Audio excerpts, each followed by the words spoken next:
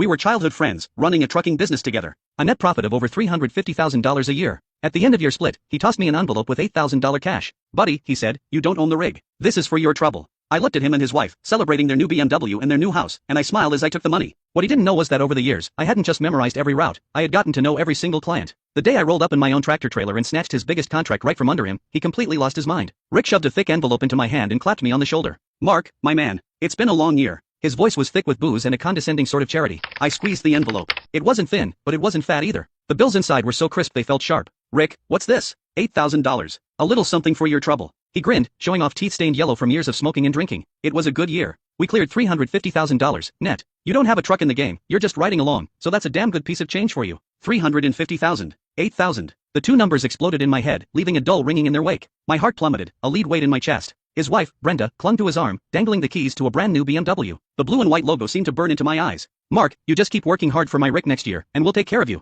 Her hand, with its fire engine red nails, fished a set of house keys from her purse. She tapped them against the floor plan of their new home. This one's 1,800 square feet. We close next week. You'll have to come to the housewarming. I watched the raw, unfiltered happiness and pride spilling off them. I felt like a ghost at their feast, a complete and utter joke. I forced the corners of my mouth into a smile that felt like cracking plaster. Thanks, Rick. Thanks, Brenda. I stuffed the $8,000 into my pocket. My hands were steady, but my fingernails were digging so deep into my palms I thought I might draw blood. The dinner was at the nicest steakhouse in town. The private room was stuffy with heat, and the food on the table was arranged like art. I had zero appetite. My mind drifted back to the endless days and nights on the road. The summers, when the cab was a steambox with no AC, and I had to chug lukewarm water and pinch my own thigh just to stay awake. The winters, when we were snowed in on some godforsaken mountain pass, gnawing on frozen sandwiches for 2 straight days. I once drove for 3 days straight to make a rush delivery, my eyes so bloodshot the whole world seemed to shimmer and shake. And where was Rick during all of that? He was at home, tucked into his warm bed, AC blasting, making the occasional phone call to manage me remotely. Mark, keep an eye on that load. Can't have any issues. Mark, schmooze the guys at the dock. Get them to move faster. Mark, the client needs a little something extra, you know what to do. I was the one who had to know what to do. I was the one who had to keep an eye on things.